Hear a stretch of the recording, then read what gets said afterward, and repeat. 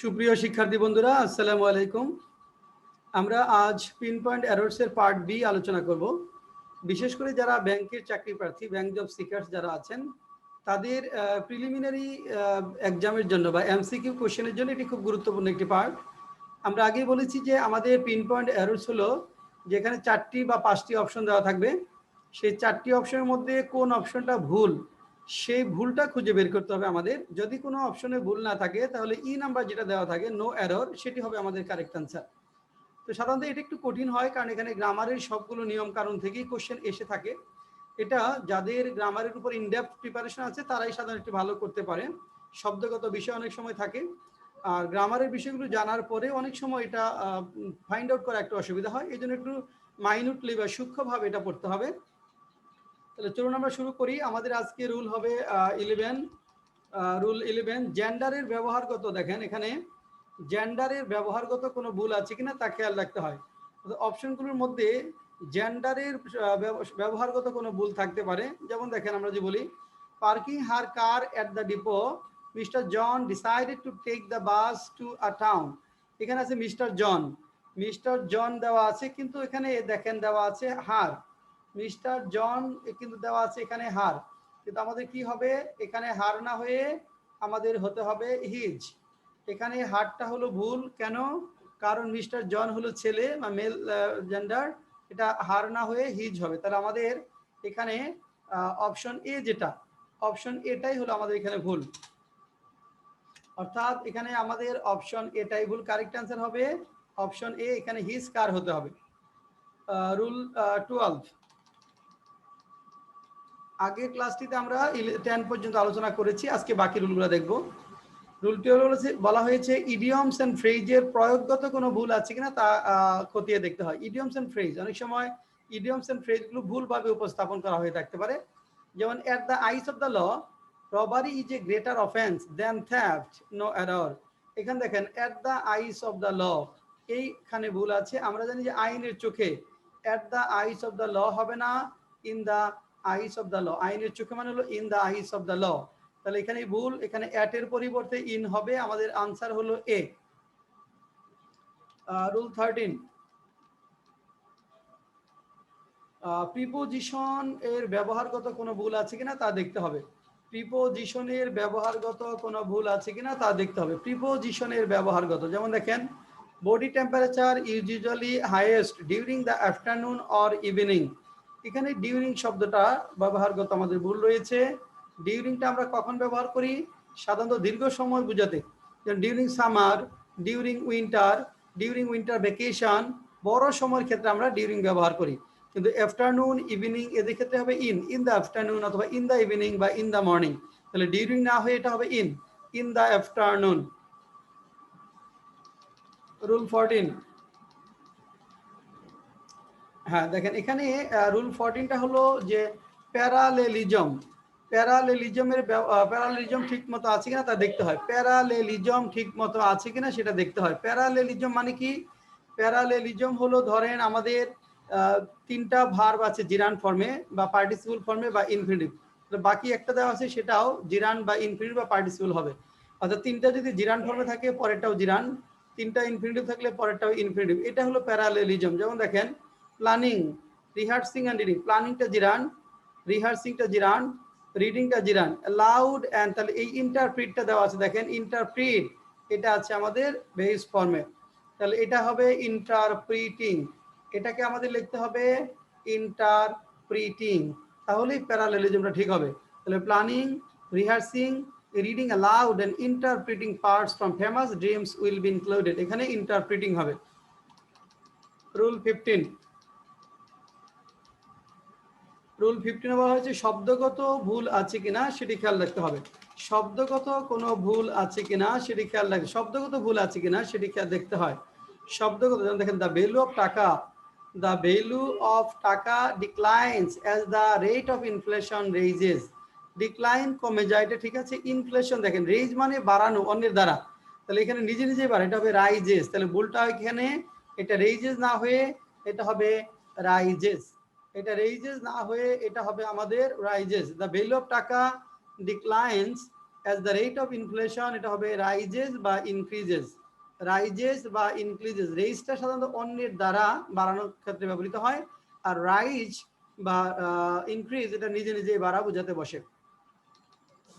একইভাবে 2 number, he said that he was going to cut down his smoking to remain healthy. এখানে দেখেন cut down, cut down তো কেটে ফেলা, আর cut down on হলো ভোগের পরিমাণ কমানো। কাট ডাউন অন, তাহলে এখানে শব্দগত ভুল রয়েছে, আমাদের কাট ডাউনের পর একটা অন দিতে হবে প্রিপোজিশন, এখানে একটা প্রিপোজিশন হবে অন। কাট ডাউন অন হলো ভোগের পরিমাণ কমানো, কাট ডাউন অন। রুল 16, কোনো সেন্টেন্স থেকে অ্যাপ্রোপ্রিয়েট প্রিপোজিশন বাদ পড়েছে কিনা তা দেখতে হবে। কোনো সেন্টেন্স থেকে অ্যাপ্রোপ্রিয়েট প্রিপোজিশন বাদ পড়েছে কিনা সেটি দেখতে হয়। Then he was appointed and dismissed from the post on the very day, একই দিনে। দেখেন অ্যাপয়েন্টেডের পরে প্রিপোজিশন হয় টু, অ্যাপয়েন্টেডের পরে প্রিপোজিশন হয় টু, তাহলে he was appointed to and dismissed from the post on the very day, একই দিনে।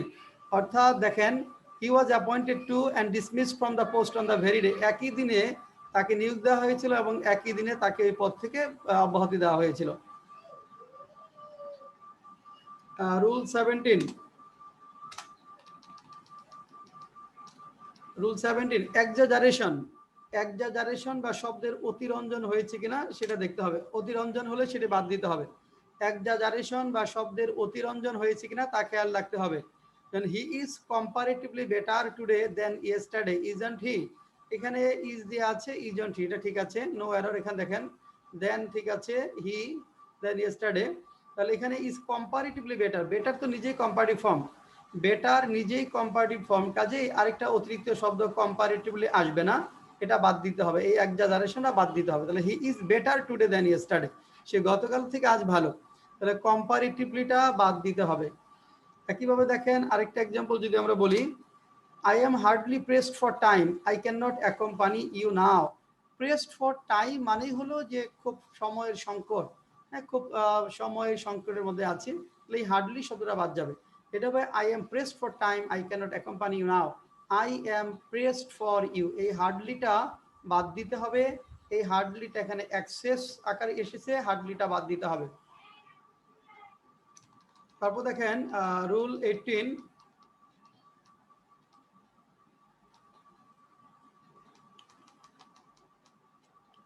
দেখেন রুল 18 কি বলা হয়েছে, রেসপন্স রিলেটেড সেন্টেন্স ভুলভাবে প্রয়োগ করা হয়েছে কিনা তা খেয়াল রাখতে হবে।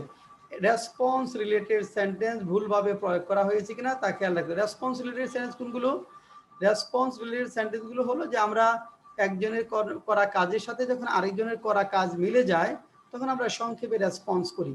যেমন তোমার টাকা আছে তারও আছে, you have money so has he, তোমার টাকা নেই তারও নেই, you have not money neither has হি।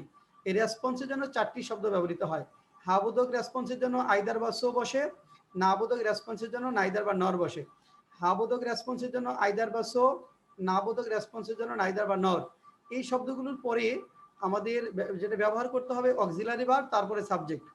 যেমন দেখেন Rina goes to university regularly, so is her sister, এখানে গোজ আছে, এই রেসপন্সের ভার্বটা হবে সো ডাজ, অর্থাৎ মূল ভার্ব থাকলে অনেকটা ট্যাগের মতোই, ডু বা ডাজ দ্বারা হবে ট্যাগের মতোই, তাহলে so does her sister, so does her, is না হয়ে হবে does. You do not like those who tell a lie, either do you, তাহলে do not like negative response either হয় না, নাইদার দ্বারা হয়, তাহলে এই আইদারের জায়গায় হবে নাইদার বা নর। নেগেটিভ রেসপন্সের জন্য ব্যবহৃত হয় নাইদার অথবা নর, হাবোধক রেসপন্সের জন্য ব্যবহৃত হয় আইদার বা সো। তারপর দেখেন 3 number example, Rina does not like small fish, her sister does not like it either. যখন দ্বিতীয় বাক্যের শেষে বসাবো তখন হাবোধক দ্বিতীয় বাক্যের শেষে টু, নাবোধক দ্বিতীয় বাক্যের শেষে বসে আইদার। যেহেতু ডাজ নট আছে, ডাজ নট লাইক, আরেকটা নাইদার দেওয়া যাবে না, ডাজ নট নিজেই নেগেটিভ, আবার আরেকটা নেগেটিভ হবে না, পাশাপাশি দুইটা নেগেটিভ হবে না, এই কারণে does not like it either. দ্বিতীয় বাক্যের শেষে যদি আমরা লিখতে চাই তাহলে নাবোধক দ্বিতীয় বাক্যের শেষে আইদার লিখতে হয়, নাইদার না। রুল 19, দেখেন এখানে পজিশন অফ অ্যাডভার্বগত কোনো ভুল আছে কিনা দেখতে হবে, পজিশন অফ অ্যাডভার্ব ঠিক মতো লেখা হয়েছে কিনা সেটা দেখতে হয়। অর্থাৎ পজিশন অফ অ্যাডভার্ব, যেমন a charismatic leader is enough prudent, খেয়াল করেন এখানে ভুলটা রয়েছে, এনাফ, প্রুডেন্ট। এখানে ভুলটা কি? এনাফ শব্দটা হলো অ্যাডজেক্টিভ, সরি প্রুডেন্ট শব্দটা অ্যাডজেক্টিভ। এনাফ অ্যাডজেক্টিভের পরে বসে, নাউনের পূর্বে। যেহেতু প্রুডেন্টটা এখানে অ্যাডজেক্টিভ, এনাফটা হবে প্রুডেন্ট এনাফ, শব্দটা হবে প্রুডেন্ট এনাফ। আর the man always has done justice to all in his life, hasn't he. এখানে দেখেন এই অলওয়েজ এর ব্যবহারটা ভুল রয়েছে। এখানে the man always has done justice to all, এখানে আমরা অলওয়েজ যখন থাকবে অ্যাডভার্ব অফ, এখানে ফ্রিকোয়েন্সিগুলা যেমন always, never, occasionally, hardly, scarcely, seldom, often, এগুলা বলে অ্যাডভার্ব অফ। এগুলাকে আমরা হ্যাঁ, এই অ্যাডভার্বগুলো বিশেষ করে যে অ্যাডভার্বগুলো মানে ফ্রিকোয়েন্সি বোঝায়, adverb of frequency, adverb of frequency. বাকি একটা প্রিন্সিপাল ভার্ব থাকলে তার পূর্বে বসে, প্রিন্সিপাল ভার্ব এবং ভার্ব টু হ্যাভ থাকলে দুটি ভার্বের মাঝখানে বসে, প্রিন্সিপাল ভার্ব এবং ভার্ব টু হ্যাভ থাকলে দুটি ভার্বের মাঝখানে বসে। তাহলে এখানে হ্যাজ এবং ডানের মাঝখানে হবে, the man has always done justice to all. আর একটা ভার্ব থাকলে সেই প্রিন্সিপাল ভার্বের পূর্বে হতো। একইভাবে দেখেন 3 number example, we go hardly to a terror stricken area because we may lose our life doing so. তাহলে এই যে হার্ডলিটা একটা প্রিন্সিপাল আছে, তাহলে we hardly go to, we hardly, অর্থাৎ এই হার্ডলিটাতে ভুল আছে, হার্ডলিটা গো এর আগে হবে। রুল 20, প্রনাউন রেফারেন্স সম্পর্কিত কোনো ভুল আছে কিনা সেটি দেখতে হবে। প্রনাউন রেফারেন্স অর্থাৎ নাউনকে যখন আমরা রেফার করে প্রনাউন ইউজ করব সেখানে ভুল হতে পারে। যেমন when one goes to Saint Martin Island, দেখেন বাক্যের সাবজেক্ট হলো one, he can enjoy the beauty of blue water C.